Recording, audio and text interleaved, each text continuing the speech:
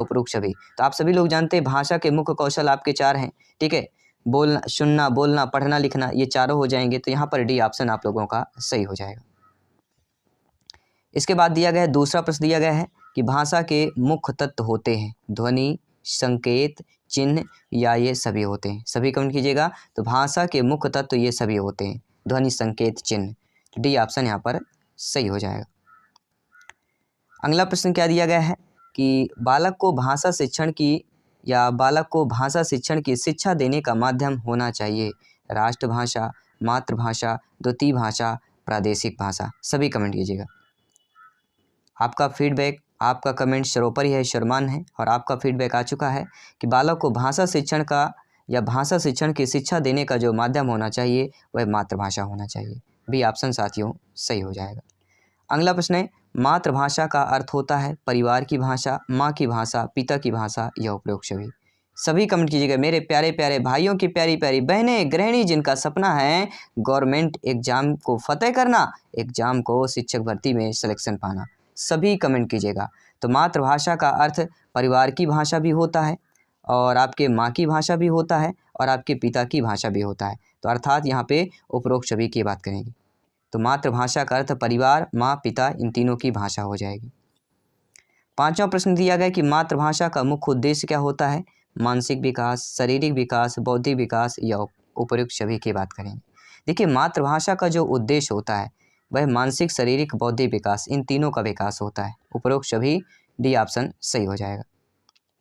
अगला प्रश्न है, मातृभाषा की प्रमुख शिक्षण विधि कौन है आगमन विधि, निगमन विधि, अनुकरण विधि, उपयुक्त सभी। तो आप सभी जानते हैं कि मातृभाषा के प्रमुख शिक्षण विधियों में सबसे जो प्रमुख होती है वह होती है अनुकरण विधि। सी ऑप्शन यहाँ पर सही हो जाएगा।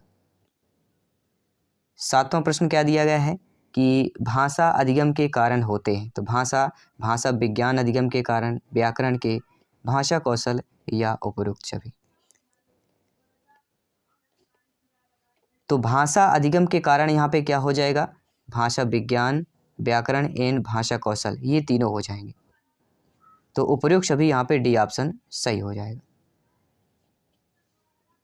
आठवां प्रश्न है, शिक्षण अधिगम प्रबंधन प्रत्यय के प्रवर्तक हैं B S. Bloom, Robert Glaser, B O. Smith, I K. Davis. सभी कमेंट कीजिएगा।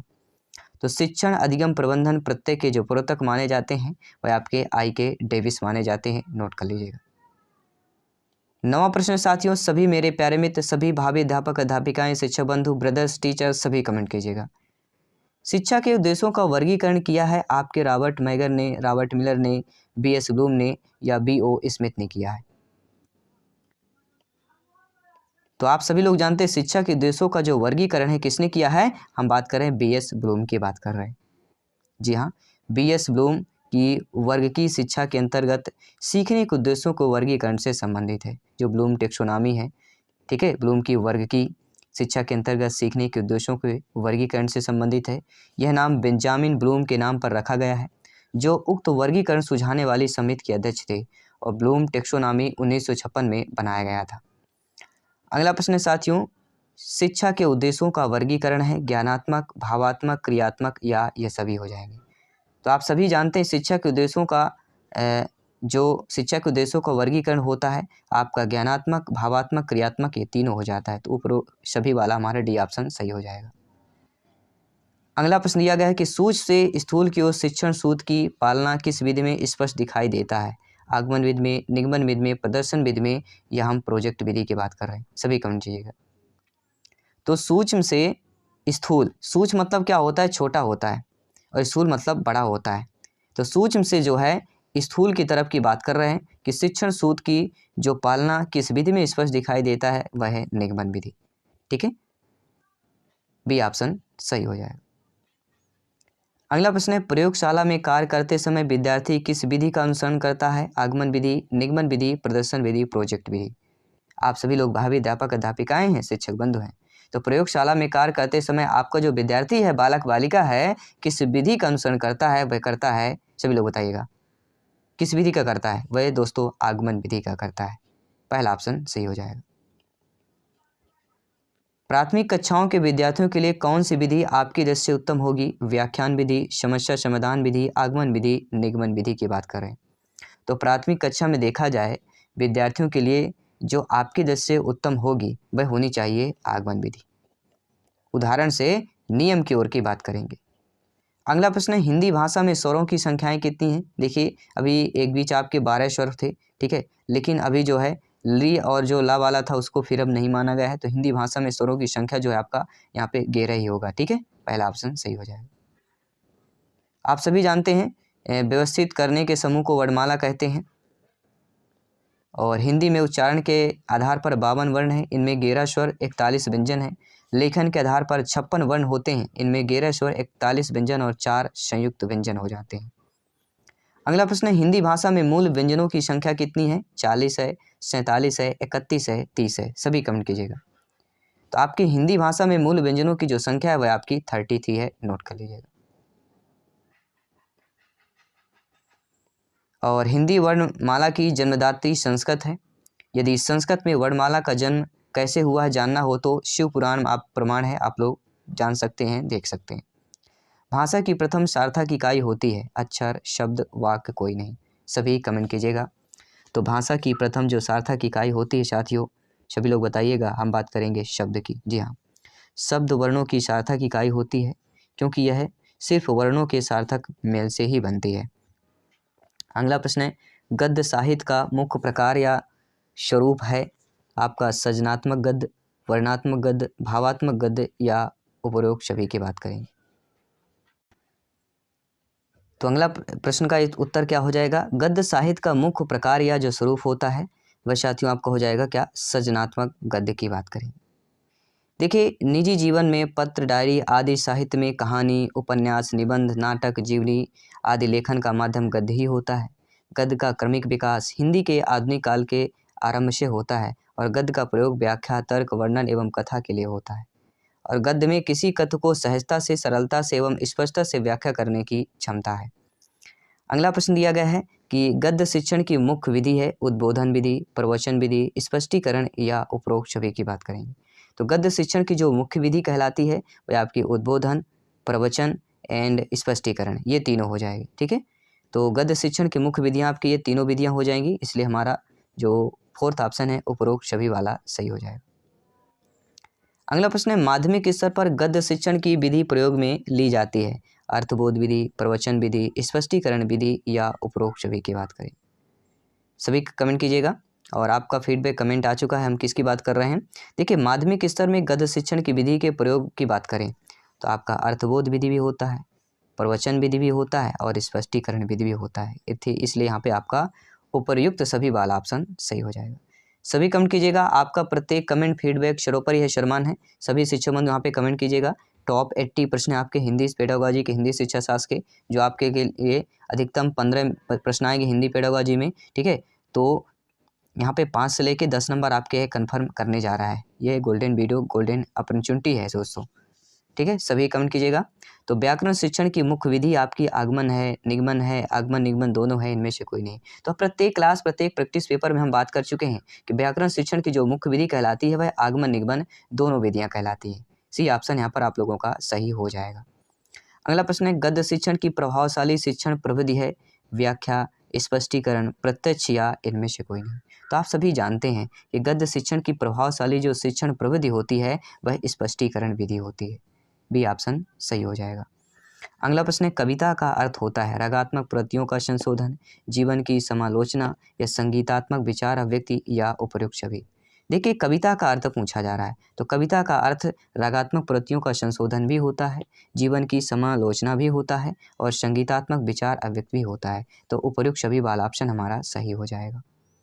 अगला प्रश्न है साथियों, कविता शिक्षण का उद्देश्य होता है स्वस्थ मनोविनोद, स्मृति शक्ति का विकास, कल्पना शक्ति का विकास या उपरोक्त सभी। तो कविता शिक्षण का जो उद्देश्य होता है साथियों, स्वस्थ मनोविनोद भी होता है, स्मृति शक्ति का विकास भी होता है और कल्पना शक्ति का विकास भी होता है। तो उपरोक्त सभी यहाँ पे डी ऑप्शन सही हो जाएगा। अगला प्रश्न है कि कविता शिक्षण की मुख्य विधि कौन सी है? व्याख्या विधि, प्रश्नोत्तर विधि, गीत व अभिनय विधि या उपरोक्त सभी विधि। तो आप सभी जानते हैं, भली भांति जानते हैं, समझते हैं कि कविता शिक्षण की मुख्य विधि व्याख्या विधि भी है, प्रश्नोत्तर भी है और गीत व अभिनय तो प्रमुख ही कहलाती है। तो यहाँ पे उपरोक्त सभी डी वाला ऑप्शन सही हो जाएगा। अगला प्रश्न है, व्याकरण शिक्षण का उद्देश्य नहीं है, नेगेटिव नकारात्मक प्रश्न है, ज्ञान, कौशल, ज्ञान उपयोग, मनोरंजन। तो आप सभी लोग जानते हैं व्याकरण शिक्षण का क्या उद्देश्य नहीं है, मनोरंजन उद्देश्य नहीं होता है। इसलिए according two questions D option is the right answer. अगला प्रश्न है व्याकरण शिक्षण की प्रवृत्ति है, साहित्यिक है, व्यवहारिक है, दोनों है या कोई नहीं। तो आप सभी भली भांति जानते समझते हैं कि व्याकरण शिक्षण की जो प्रवृत्ति मानी जाती है साहित्यिक और व्यवहारिक दोनों मानी जाती है। इसलिए यहाँ पर आप लोगों का सी ऑप्शन सही हो जाएगा। व्याकरण अनुवाद विधि की प्रमुख विशेषताएं हैं कि इस विधि को भंडारकर विधि भी कहा जाता है। जो व्याकरण अनुवाद विधि होती है इस विधि को भंडारकर विधि भी कहा जाता है, क्योंकि डॉक्टर रामकृष्ण गोपाल भंडारकर द्वारा अपनाए जाने के कारण इसको भंडारकर विधि भी कहा जाता है। और संस्कृत में आपको यह आपको भंडारकर विधि अच्छे तरीके से समझ में आ जाएगी। इसलिए कहते हैं हिंदी की अगर आपने तैयारी कर ली तो जो दूसरी भाषा की तैयारी है वह आसान कर देता आपके लिए। भाषा शिक्षण का मूल आधार होता है मौखिक, लिखित दोनों या साहित्यिक होता है। तो सभी जानते हैं भाषा शिक्षण का जो मूल आधार होता है वह मौखिक और लिखित दोनों होता है। ठीक है, इसलिए हमारा सी ऑप्शन यहाँ पर सही हो जाएगा। कोई भी डाउट हो आप लोग अपना अपना फीडबैक अपना अपना कमेंट कर सकते हैं। प्रत्येक भाई बहन का कमेंट फीडबैक सर्वोपरि है, सर्वमान्य है। अगला प्रश्न है देखो और लिखो शिक्षण विधि प्रयुक्त करते हैं मौखिक रचना में, निबंध रचना में, शुद्ध अव्यक्त में, उपरोक्त सभी में करते हैं। तो देखो और जो लिखो शिक्षण विधि होती है वह किस पर प्रयुक्त की जाती है, तो वह निबंध रचना में की जाती है। देखो और लिखो, ठीक है भाई, निबंध में अगर कोई चीज़ है देखो और लिखो जो शिक्षण विधि प्रयुक्त की जाती है वह निबंध रचना में की जाती है। तो यहाँ पे आपको उपयुक्त सभी वाला ऑप्शन नहीं करना है। द्वितीय भाषा शिक्षण की विधियाँ हैं प्रश्नोत्तर विधि, अनुवाद विधि, व्याख्यान विधि या इनमें से कोई नहीं। सभी जानते हैं। देखिए द्वितीय भाषा शिक्षण विधि की अगर बात करें तो वह आपकी अनुवाद विधि हो जाएगी। बी ऑप्शन यहाँ पर आप लोगों का सही हो जाएगा। ठीक है, और अगर ये पूछा जाए कि द्विभाषा विधि के प्रवर्तक कौन है तो आपके प्रवर्तक डोटसन महोदय जी हैं। अगला प्रश्न है द्वितीय भाषा शिक्षण का विषय है अभ्यास करना, ध्वनियों का बोध, शुद्ध उच्चारण या उपर्युक्त सभी। तो आप भली भांति जानते हैं समझते हैं कि द्वितीय भाषा का जो शिक्षण का विषय होता है वह अभ्यास करना भी है, ध्वनियों को बोध भी करना है और शुद्ध उच्चारण भी करना है। इसलिए उपर्युक्त सभी वाला जो हमारा फोर्थ ऑप्शन है वह साथियों सही हो जाएगा। 30 प्रश्न कंप्लीट कर चुके हैं, क्योंकि द्वितीय भाषा शिक्षण की प्रत्यक्ष विधि का मुख्य सिद्धांत यह है कि जिस प्रकार बालक सुनकर एवं अनुकरण के द्वारा मातृभाषा सीख जाता है उसी प्रकार वह दूसरी भाषा भी सीख सकता है। कहने का तात्पर्य यह है कि बातचीत और मौखिक अभ्यास द्वारा दूसरी भाषा। चलिए अब बात करेंगे अगले प्रश्न की। द्वितीय भाषा के व्याकरण का मातृभाषा में शब्दशः अनुवाद किस विधि में किया जाता है? द्विभाषी विधि, प्रत्यक्ष विधि, अनुकरण या व्याकरण अनुवाद विधि या इनमें से कोई नहीं। तो द्वितीय भाषा के व्याकरण का जो मातृभाषा में शब्दशः अनुवाद जो विधि किया जाता है वह साथियों की जाती है व्याकरण अनुवाद विधि की बात करें। यहाँ पर आप लोगों का सी ऑप्शन सही हो जाएगा। आइए बात करते हैं अगले प्रश्न की। अगला प्रश्न दिया गया है पर्यवेक्षित अध्ययन विधि के प्रवर्तक हैं आपके B.S. ब्लूम हैं, D.G. मोरविन हैं, डेविस हैं, किलपैट्रिक, सभी कमेंट कीजिएगा। तो पर्यवेक्षित अध्ययन विधि के जो प्रवर्तक कहलाते हैं साथियों वह आपके कौन कहलाते हैं? D.G. मोरविन कहलाते हैं। और यह TT एग्जाम में आपके प्रश्न पूछा गया प्रश्न है, रिपीटेड प्रश्न है और आपका यह संभावित प्रश्न है। अगला प्रश्न यहाँ पे दिया गया है कि शिक्षक के निर्देशन में मंत्रणा के द्वारा जो है छात्र स्वतंत्र होकर स्वाध्याय के द्वारा इस विधि में रचना को पूर्ण करते हैं आपके डाल्टन विधि, समवाय विधि, प्रदर्शन विधि या व्याख्या विधि की बात करें। सभी कमेंट कीजिएगा। यहाँ पे बहुत ही अच्छा बेहतरीन प्रश्न है। इस प्रश्न को हम VVIP कैटेगरी पर रखेंगे। वेरी इंपॉर्टेंट यह प्रश्न है कि शिक्षक के निर्देशन में मंत्रण के द्वारा जो है छात्र स्वतंत्र होकर स्वाध्याय के द्वारा जिस विधि या रचना में पूर्ण करता है वह हमारी कहलाती है साथियों डाल्टन विधि की बात करें। पहला ऑप्शन यहाँ पर सही हो जाएगा। आगमन विधि में निम्न में से किस शिक्षण सूत्र पर आधारित होता है? उदाहरण से नियम की ओर, ज्ञात से अज्ञात की ओर, नियम से उदाहरण की ओर, सूक्ष्म से स्थूल की ओर की बात करेंगे। तो आगमन विधि निम्न में से किस शिक्षण सूत्र पर आधारित होता है? सभी यहाँ पे कमेंट कीजिएगा। देखिए जब भी आगमन का नाम आता है उदाहरण से नियम की ओर शिक्षण सूत्र लागू होता है। जब भी आपके निगमन का नाम आता है नियम से उदाहरण की ओर शिक्षण सूत्र लागू होता है। आइए बात करेंगे अगले प्रश्न की। आगमन विधि में किस शिक्षण सूत्र का पालन किया जाता है? आगमन में किसमें? सभी लोग बताइएगा। आगमन विधि में किस शिक्षण सूत्र का पालन किया जाता है? तो आगमन विधि में सभी लोग बताइएगा। प्रश्न यहाँ पे देखिएगा किस शिक्षण सूत्र का पालन नहीं की होता है? तो आप जानते हैं आगमन विधि में जो है आपके नियम से उदाहरण शिक्षण सूत्र का पालन नहीं होता है। बाकी स्थूल से सूक्ष्म, ज्ञात से अज्ञात और विशिष्ट से समान आगमन विधि शिक्षण सूत्र का पालन होता है। स्थूल से सूक्ष्म, स्थूल मतलब बड़ा से छोटा, ज्ञात से अज्ञात की ओर और विशिष्ट से सामान्य की ओर, ये हमारे आगमन विधि शिक्षण सूत्र है। लेकिन नियम से उदाहरण आपका निगमन का होगा, ना कि आगमन का। इसलिए अकॉर्डिंग टू क्वेश्चन हमारा सी ऑप्शन सही हो जाएगा, क्योंकि नेगेटिव नकारात्मक प्रश्न है तो नकारात्मक ऑप्शन को हम कलेक्ट करेंगे। शिक्षक पहले उच्चारण करता है तथा छात्र बाद में उन्हीं शब्दों को उच्चारण करते हैं। यह विधि अनुकरण विधि है, व्याख्यान विधि है, ध्वन्यात्मक विधि है, इनमें से कोई नहीं। तो आप सभी लोग जानते हैं, जब आप लोग भावी अध्यापिका बनेंगे, शिक्षक बनेंगे, क्लास में जाएंगे, जब पढ़ाएंगे बच्चों को, ठीक है, कक्षा में विद्यालय में प्रवेश करेंगे, जब पढ़ाएंगे तो जब आप पहले उच्चारण करते हैं, फिर आपका जो पढ़ाए हुए जब बाद में छात्र उच्चारण करते हैं, तो ये जो विधि कहलाती है वह अनुकरण विधि कहलाती है। पहला ऑप्शन यहाँ पर सही हो जाएगा। अगला है निम्न में से जो है खेल विधि नहीं है। किंडरगार्टन विधि, डाल्टन विधि, मॉन्टेसरी विधि। आप सभी जानते हैं इन तीनों विधियां जो है खेल विधि हैं, और इन तीनों विधियों को अच्छे तरीके से पढ़ लीजिएगा। इन 3 विधियों में से 1 से 2 प्रश्न आपके एग्जाम पर जरूर पूछा जाएगा, ठीक है, नोट कर लीजिएगा। तो इन 3 विधियाँ बहुत इंपॉर्टेंट है आपके एग्जाम के दृष्टि से देखा जाए, ठीक है। इन 3 विधियों को अच्छे तरीके से किसी बुक में आपके कंसेप्ट दिया हो तो आप लोग जरूर पढ़ लीजिएगा, ठीक है।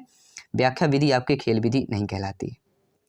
अगला प्रश्न है लेखन शिक्षण की मुख्य विधि नहीं है। पेस्टोलॉजी, मॉन्टेसरी, जैक्टार्ट, व्याख्या।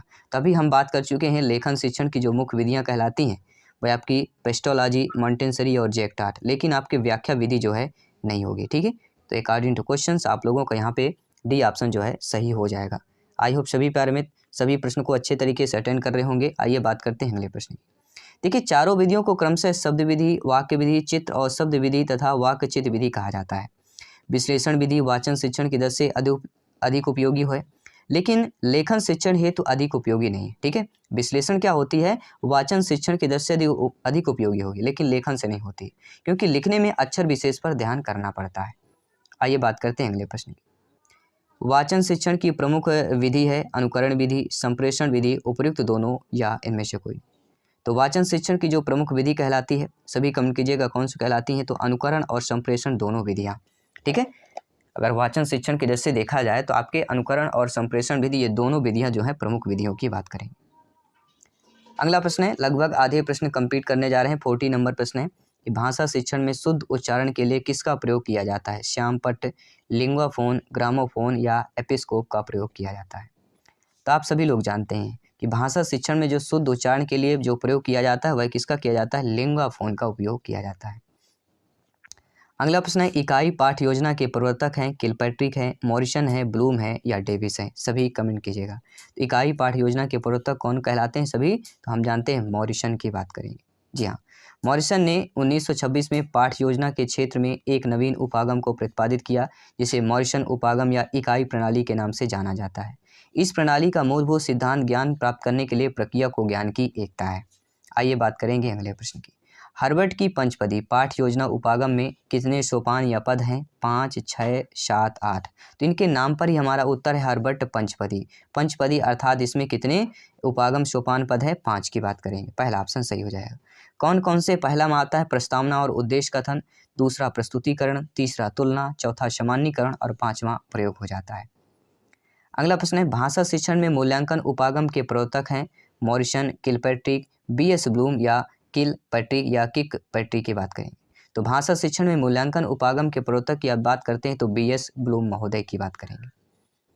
अगला प्रश्न है, वस्तुनिष्ठ परीक्षा की विशेषता नहीं है। देखिए, वस्तुनिष्ठ परीक्षा में विश्वासनीयता होती है, वैधता होती है और एक ही उत्तर होता है, लेकिन कई उत्तर नहीं होते हैं। तो वस्तुनिष्ठ परीक्षा की क्या विशेषता नहीं है, आपका डी ऑप्शन जो विशेषता नहीं होती है। अगला प्रश्न है कि निम्न में से व्याकरण शिक्षण की विधि नहीं है। देखिए, आप सभी लोग जानते हैं व्याकरण शिक्षण की बात करें तो सूत्र विधि आपकी व्याकरण शिक्षण विधि है। आगमन निबंध व्याकरण के लिए प्रमुख शिक्षण विधि मानी जाती है, और आपकी समवाय विधि भी है व्याकरण शिक्षण की विधि है। लेकिन आपकी जो व्यास विधि है, यह व्यास विधि आपकी व्याकरण शिक्षण की विधि नहीं कहलाएगी, ठीक है। तो व्याकरण शिक्षण की विधि कौन नहीं है, आपकी व्यास विधि नहीं है। बाकी सूत्र विधि, आगमन निबंध विधि, समवाय विधि, ये तीनों जो है व्याकरण शिक्षण की विधियाँ हो जाएंगी। अगला प्रश्न है जो कि बहुत ही महत्वपूर्ण प्रश्न यहाँ पे आप लोगों के स्क्रीन पर दिया गया है कि रचना, कहानी, पद्य आदि की शिक्षा देने के लिए साथ साथ ही प्रसंग व अवसरानुकूल व्याकरण की शिक्षा दी जाती है। यह विधि समवाय विधि, भाषा संसर्ग विधि, आपका आगमन विधि या इनमें से कोई नहीं। देखिए साथियों, समवाय विधि की बात करेंगे। समवाय विधि में क्या होता है, ध्यानपूर्वक समझिएगा। रचना, कहानी, पद आदि की शिक्षा देने के साथ साथ ही प्रसंग और अवसरानुकूल व्याकरण की शिक्षा दी जाती है। यह क्या होती है, हमारी समवाय विधि कहलाती है। ठीक है, पहला ऑप्शन जो यहाँ पर सही हो जाएगा। आई होप सभी प्यारे मित्र अच्छे तरीके से प्रत्येक प्रश्न को अटेंड कर रहे हैं। ये लगातार वीडियो रिकॉर्ड किया जा रहा है। अब आप सोच सकते हैं, पहले तो इन महत्वपूर्ण प्रश्नों को कलेक्ट करना, सही आंसर कलेक्ट करना, फिर ये वीडियो को क्रिएट करना और इतने टाइम लगातार, ठीक है, स्पीच देना, फिर इसको एडिटिंग करना, तब फिर आपके पास पहुँचता है। ठीक है, तो ये मेहनत होती है। जब आप लोग सपोर्ट करते हैं, इसी तरह सपोर्ट करते रहिए, फीडबैक करते रहिए, क्योंकि मेहनत जारी है, क्योंकि माँ सरस्वती जी की अभिनंदना प्रार्थना मेरा उनका आशीर्वाद बना हुआ है। ठीक है, चलिए सभी कमेंट कीजिएगा। तो पाठ्य योजना निर्माण का जो सर्वाधिक लाभ मिलता है वो किसको मिलता है? शिक्षार्थियों को, शिक्षक को, प्रधानाध्यापक को, या किसी को नहीं मिलता है? तो पाठ्य योजना निर्माण का जो सर्वाधिक लाभ मिलता है वह किसको मिलता है? शिक्षक को मिलता है। बी ऑप्शन यहाँ पर साथियों सही हो जाए। आइए बात करते हैं अगले प्रश्न की कि शिक्षण कौशलों के विकास के लिए व्यवस्था की जाती है। सूक्ष्म शिक्षण की, इकाई योजना की, दल शिक्षण की, या अभिक्रमित अन्वेषण की जाती है।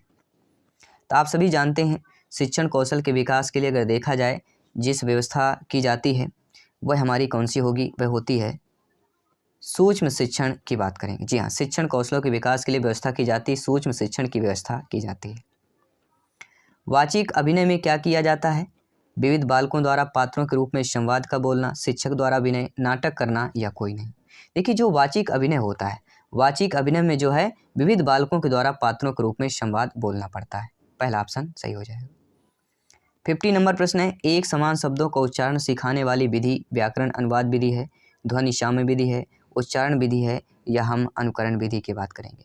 तो एक समान शब्दों को उच्चारण सिखाने वाली जो विधि कहलाती है वह हमारी कहलाती है ध्वनि साम्य विधि। B option is the right answer, correct answer हो जाएगा। आइए बात करते हैं अगले प्रश्न की। अगला प्रश्न आप लोगों के स्क्रीन पर है कि बालक के किस सोपान से पता चलता है कि उसे क्या पढ़ना है? अनुकरण वाचन, आदर्श वाचन, प्रस्तावना, या स्पष्टीकरण। तो बालक को किस सोपान से पता चलता है कि उसे पढ़ना चाहिए? वह आपका प्रस्तावना है। ठीक है, किसी भी ऐसे लेसन में प्रस्तावना ही होता है। तो बालक को जो है प्रस्तावना सोपान, इससे पता चलता है कि उसे क्या पढ़ना है। सी ऑप्शन सही हो जाए। अगला प्रश्न है, निम्न में से भाषा का आधारभूत कौशल नहीं है? सुनना, बोलना, पढ़ना, विचार करना। तो आप सभी लोग जानते हैं, सुनना, बोलना, पढ़ना, और चौथा आपका क्या होता है? लिखना होता है। लेकिन यहाँ पर आप लोग देखेंगे जो आपका विचार करना भाषा का आधारभूत कौशल नहीं होता है। सुनना, बोलना, पढ़ना, लिखना, ये 4 आधारभूत कौशल होते हैं। अगला प्रश्न है, हर्बट की पंचपदी का पद नहीं है। देखिए, हर्बट के पंचपदी के पद हमने आपको बताया भी था कि आपका प्रस्तावना होता है, प्रस्तुतिकरण होता है, तुलना होता है, लेकिन आपकी पुनरावृत्ति नहीं होता है।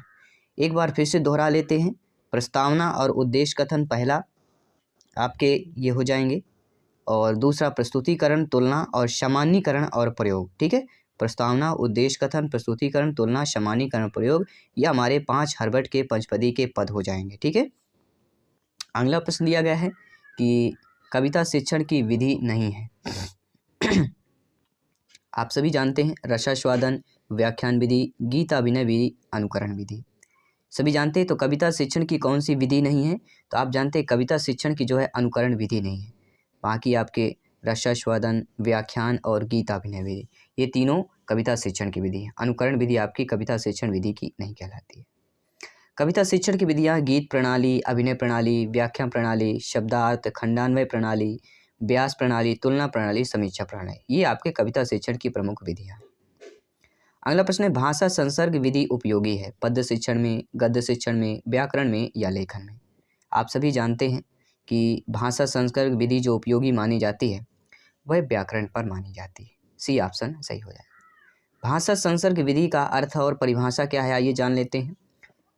इस प्रणाली में व्याकरण के नियमों का ज्ञान कराए बिना भाषा के शुद्ध रूप का अनुकरण करने का अवसर प्रदान कर छात्रों शुद्ध भाषा का प्रयोग करना सिखाया जाता है छात्रों को, और इसके द्वारा ही प्रारंभिक कक्षाओं में रचना तथा अभ्यास द्वारा भाषा का शुद्ध प्रयोग कराया जाता है।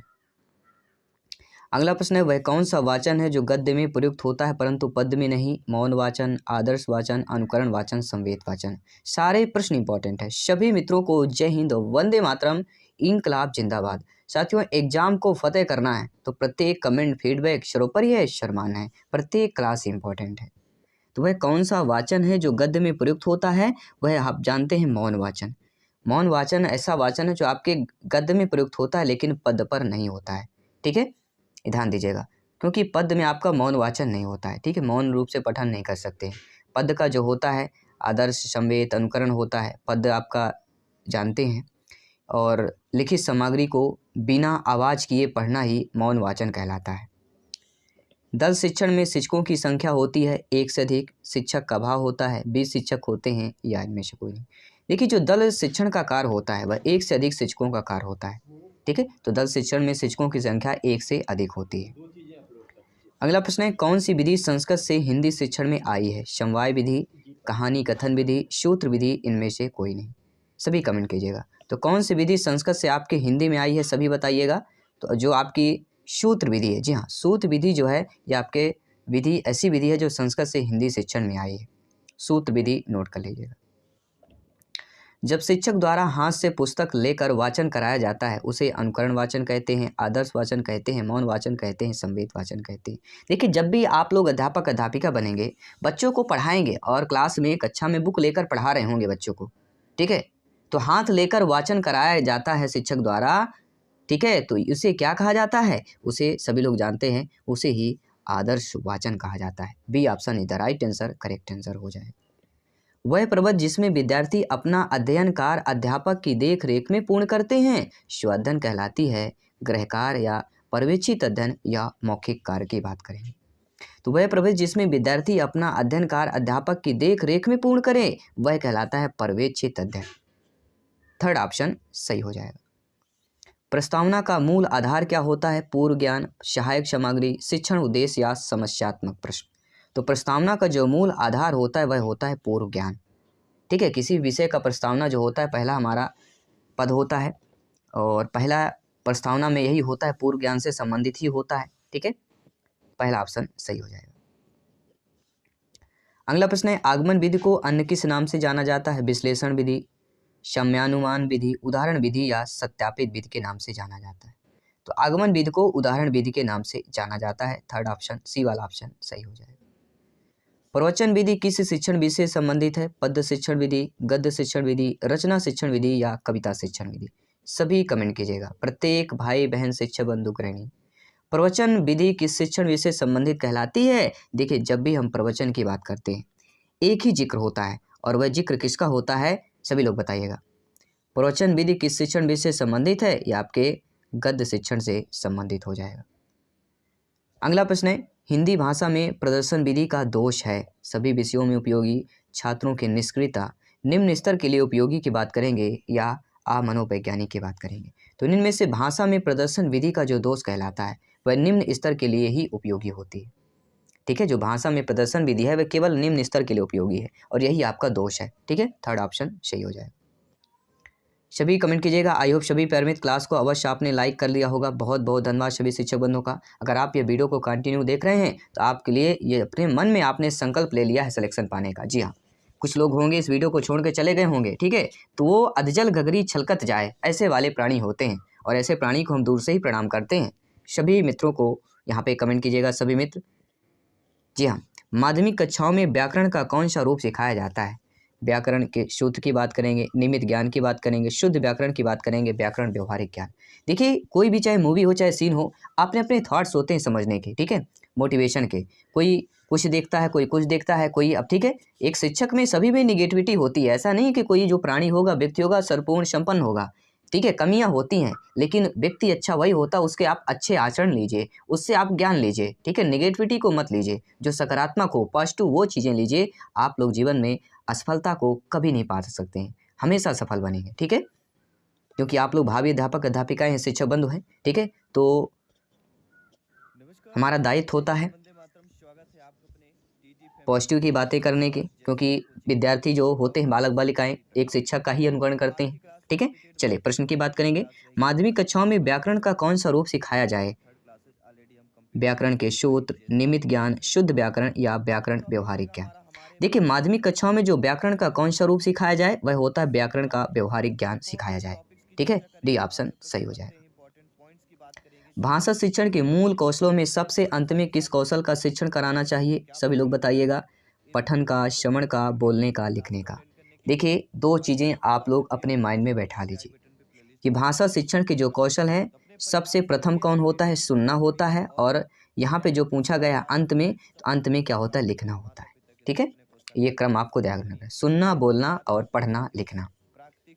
अगला प्रश्न है, मातृभाषा शिक्षण में मौखिक अभिव्यक्ति हेतु किस पद्धति को अपनाएंगे? स्वाध्याय पद्धति, डाल्टन पद्धति, खेल पद्धति, प्रोजेक्ट पद्धति। तो मातृभाषा शिक्षण में मौखिक अभिव्यक्ति हेतु किस पद्धति को अपनाएंगे? वह पद्धति आपकी खेल पद्धति हो जाएगी। अगला प्रश्न है, प्राथमिक स्तर पर रचना शिक्षण के लिए कौन सी विधि उपयुक्त होगी? अनुकरण, प्रश्नोत्तर, रूपरेखा या सूझबूझ की बात करेंगे। सभी कमेंट कीजिएगा। तो प्राथमिक स्तर पर रचना शिक्षण के लिए कौन सी विधि उपयुक्त हो जाएगी? वह हो जाएगी प्रश्नोत्तर विधि की बात करें। खडानन का अर्थ समझाने के लिए किसी विधि का प्रयोग किया जाएगा? समास विग्रह, चित्र दिखाकर, व्युत्पत्ति द्वारा, अर्थकथन द्वारा। तो खडानन अर्थात खड है आनंद जिसके, अर्थात हम समास की बात करेंगे। ठीक है, किसकी बात कर रहे हैं? यहाँ पे दिया गया है खडानन का अर्थ समझाने के लिए किसी विधि का प्रयोग करेंगे? समास विग्रह की विधि। और इसमें कौन सा समास हो रहा है खडानन में?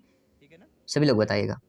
जब हमने आपके ग्रामर की टॉप 50 के जो क्वेश्चन किए हैं उस वीडियो को अवश्य देखिएगा। टॉप 50 प्रश्न के ग्रामर की वीडियो हमने की है, हिंदी के महत्वपूर्ण 50 प्रश्नों के। ठीक है, वो 50 प्रश्न बहुत इंपॉर्टेंट है। और ग्रामर से पूरे आपके जो अपठित गद्यांश पद्यांश आएंगे, वो जितने ग्रामर हमने किया वो अगर आपने पढ़ लिया बस उन्हीं से आपके प्रश्न पूछे जाएंगे। बाकी शब्द अलग हो सकते हैं, बाकी डायरेक्शन जो है और जो प्रकार हैं वही आएंगे। ठीक है, तो समास विग्रह, यहाँ पे समास का नाम क्या हो जाएगा?